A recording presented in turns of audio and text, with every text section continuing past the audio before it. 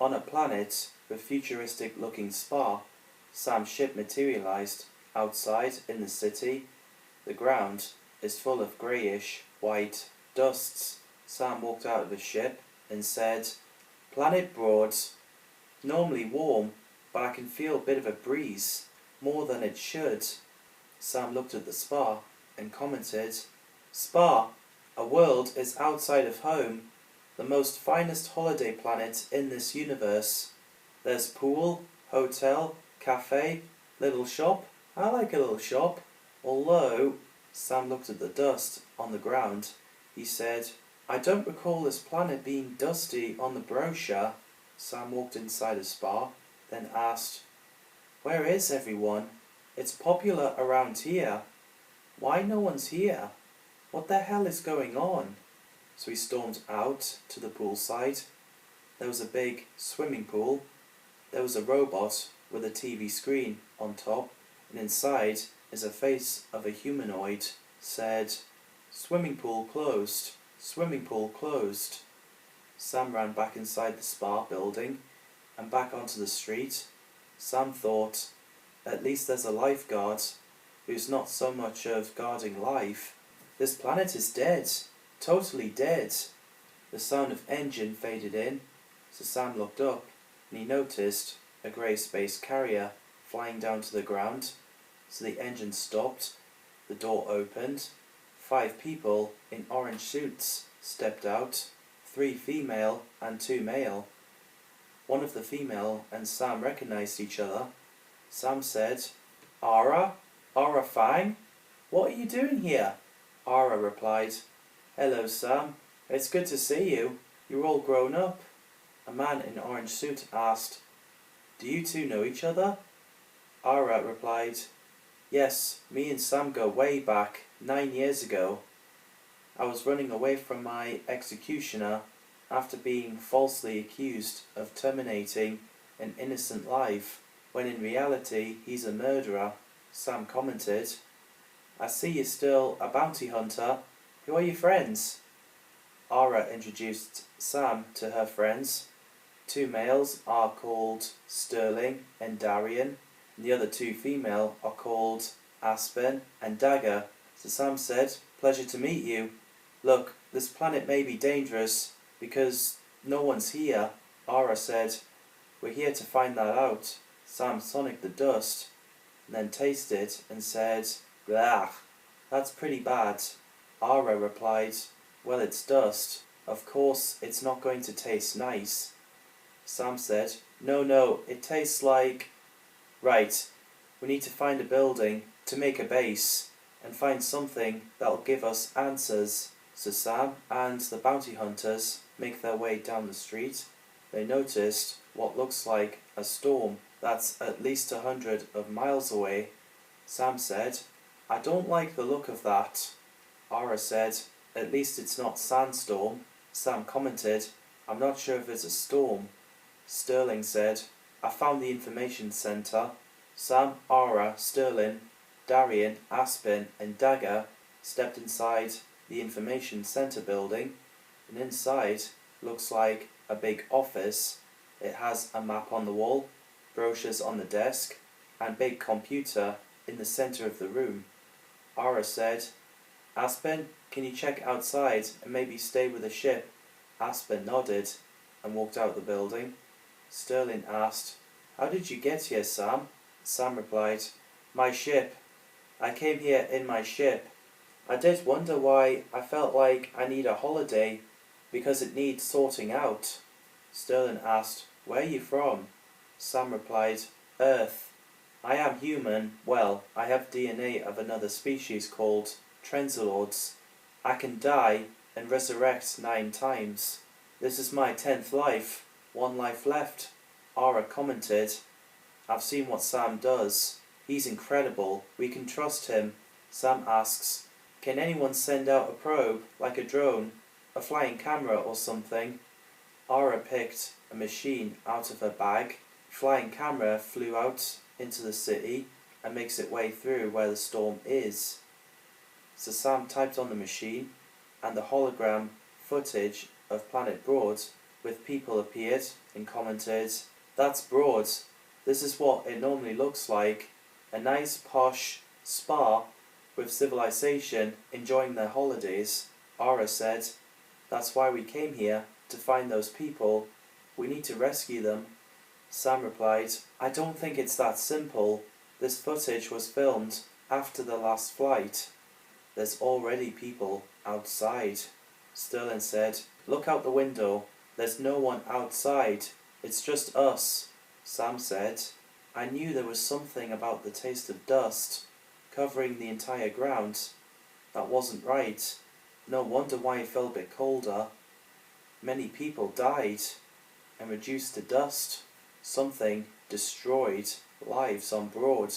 There was sound of beep, so Sam pressed the button. An image shows a large group of flying insects. Ara asked, "Is that a swarm?" Sam replied, "Yes." Suddenly, the image disappears. Sam said, "Ah, we've lost the camera. They're very clever. Those are swarming carnivores. They're piranhas of the air. They strip the flesh and everything to bare bones in seconds, reducing the bones to dust. They're pretty fast, but we can sort of outrun them. They didn't see us, which is why they haven't got us yet." Ara said, "But I sent Aspen outside." Suddenly, Aspen screamed from the outside. So Sam and the group burst out of the information centre, ran towards where the ship is. As soon as they stopped, they're horrified seeing a dusty grey skull on the ground melting into dust. Sam said, "I knew it. It took a few seconds." Darian said, "We've got to get out of here, right now." Suddenly, the swarms of flies is seen above the sky. Sam and the group ran as fast as they can, while the flies racing down towards them. Sam and the group ran and ran fast. As they're back to the information centre, Sam opened the door and shouted, "Quick, quick!" Ara, Sterling and Dagger ran inside, but Darian stopped and firing his gun at the swarms. So Sam, standing in the doorway, said, "It's not going to work. Get in, now!" Darian said, "No, someone has got to do their job. The green lasers have hardly any effect on swarms." So then Sam said, "Get in, now!" But Darian kept on shooting at the swarms, but suddenly it flew around Darian. He screams and turns into melting, dusty skeleton, dropped onto the ground. Sam slammed the door and said, "Even my anti-time device can't handle those things." Ara asks, "What about your sonic screwdriver?" Sam replied, "You've got to be joking. What do you think it'll do? Throw a cabinet on them?" "We have to come up with a plan, now." Sterling said, "Excuse me, Sam. We just lost 2 of our crew. Can we just have a moment, please?" Sam said, "We can mourn them when we're out of here and safe. If we hang around for a while, we'll die.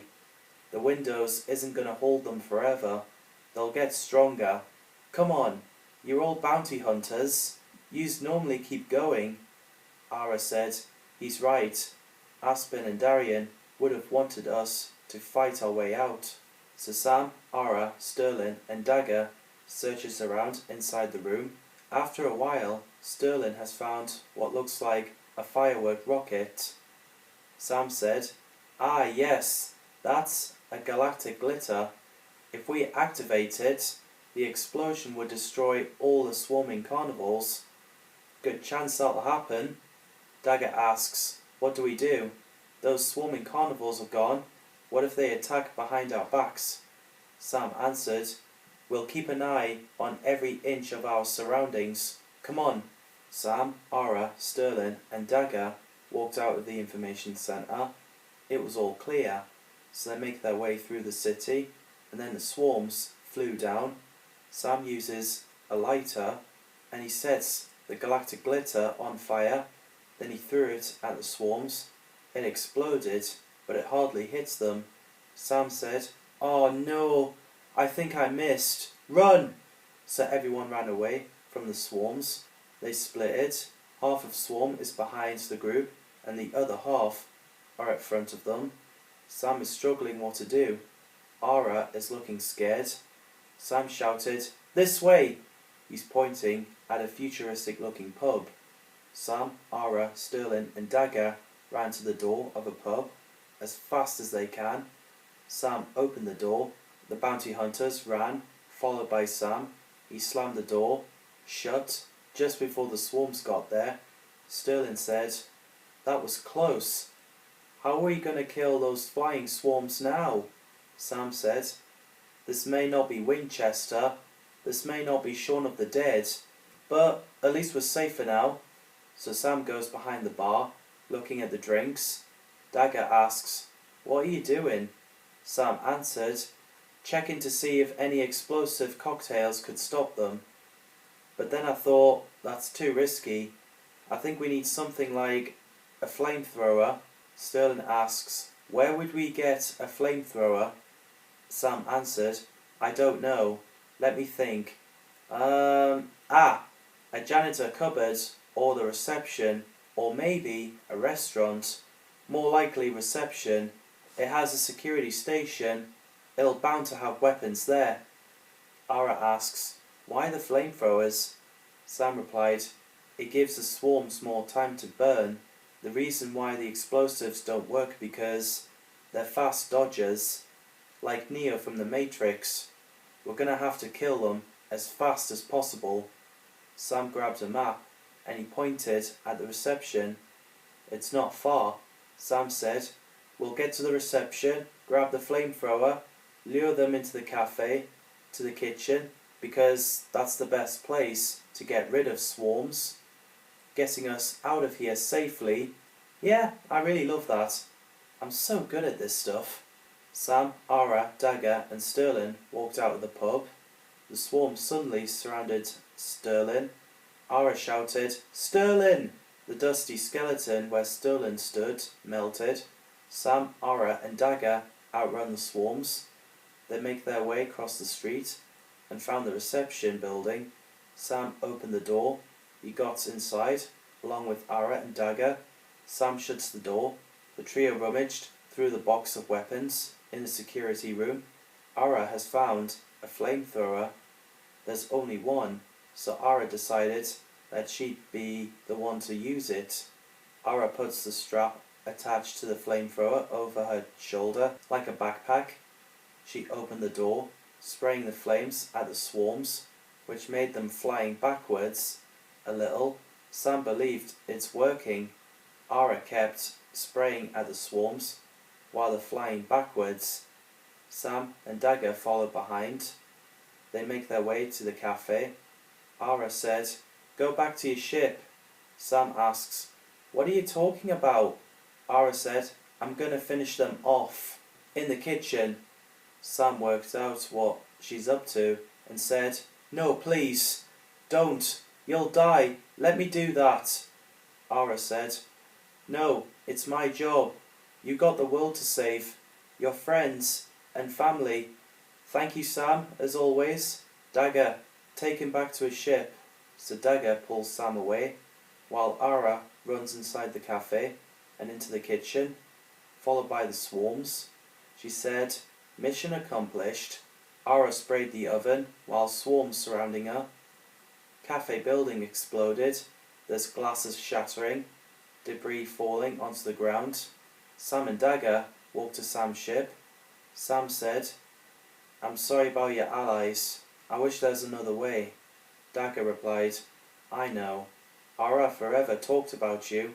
Well, Ara, Darian, Sterling and Aspen have died with honours." Sam and Dagger stepped inside Sam's ship. Dagger shuts the door behind her, and Sam pressed the button, and the ship faded away. Later, Sam's ship appeared in a different futuristic city planet. It has pink sky and civilization. Sam and Dagger walked out of the ship.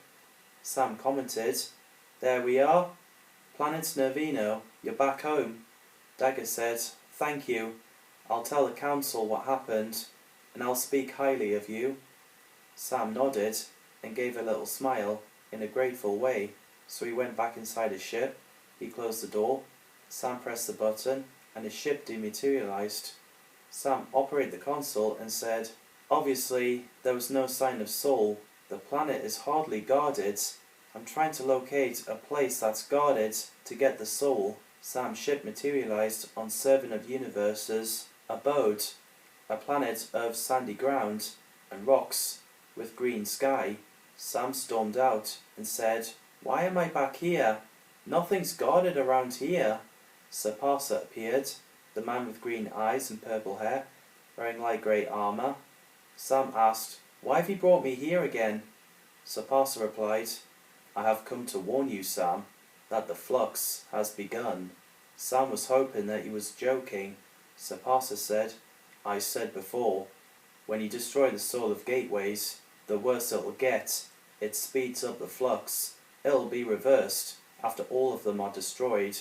There's an impact when you destroy one each, until the last one." Sam said, "That explains why the gateways got bad after I destroyed the first soul I found, which was in Middle-earth."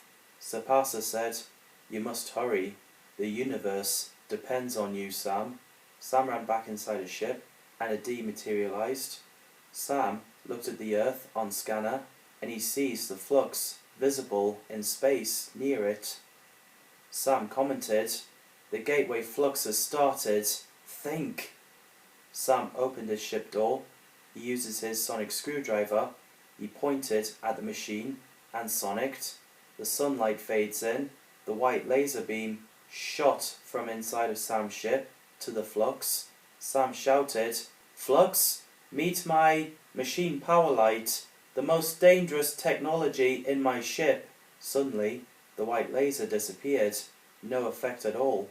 The sunlight inside Sam's ship disappeared.